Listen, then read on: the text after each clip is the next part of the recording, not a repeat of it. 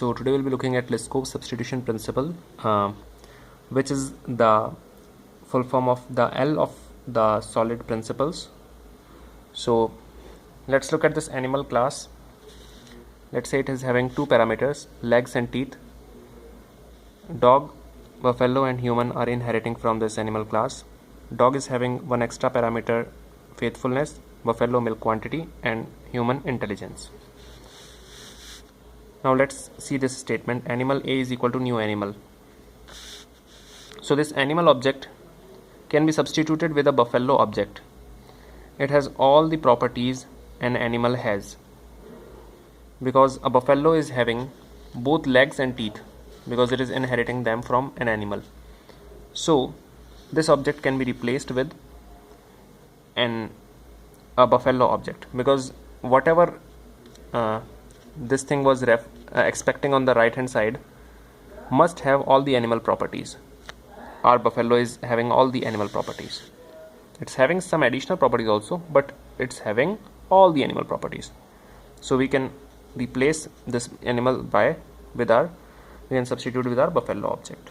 So this is the substitution part of our Liskov substitution principle. Hence it is named as Liskov substitution principle. So parent class's object can be replaced with its subclass or the child class object, but not vice versa. Let's say we have a dog object. We can't substitute with an animal object, because whatever this thing was expecting at his right hand side must have a properties of a dog. Because this is a dog reference, it should point to a dog object. So whatever it was pointing to should have all the properties of a dog. But an animal does not have this faithfulness attribute. So if we say dog D is equal to new animal, and we can't say in the first place, but what the problem will be, we can't say this thing D dot faithfulness. This thing will be invalid. Here if we say animal A is equal to new buffalo, we can say A dot legs, it will be perfectly valid. A dot teeth, it will also perfectly be valid. So these things can be done. Animal A is equal to new buffalo, but dog D is equal to new animal cannot be done. So we can substitute a parent's object with its child object, but not vice versa. Okay, now look at this thing. So feed dog A. So this can be replaced with feed animal A. Why? Because this dog can refer to a dog object, and animal reference can also refer to a dog object, because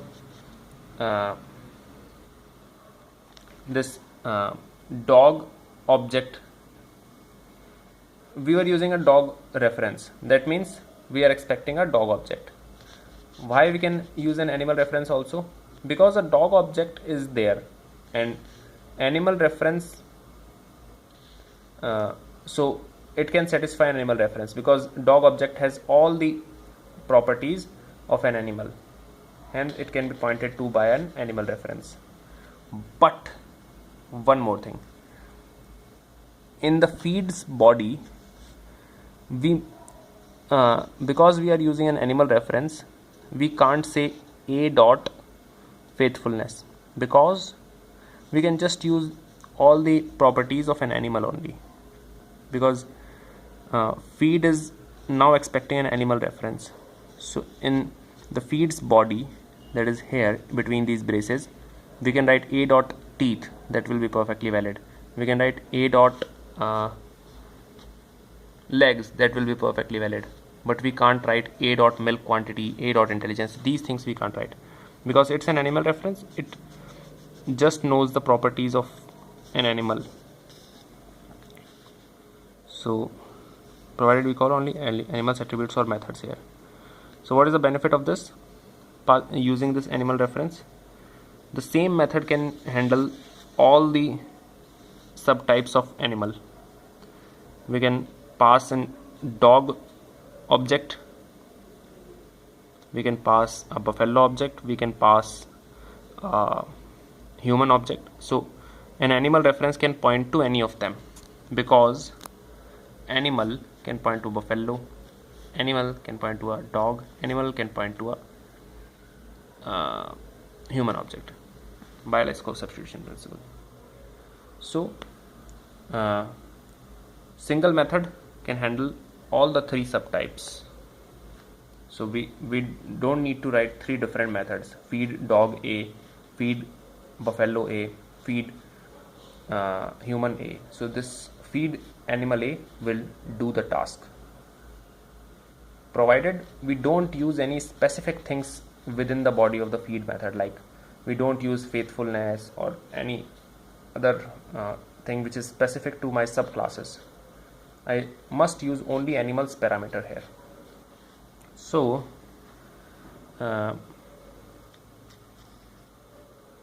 any animal child can be passed to this method on runtime, and it will be resolved on runtime. So this is the major benefit of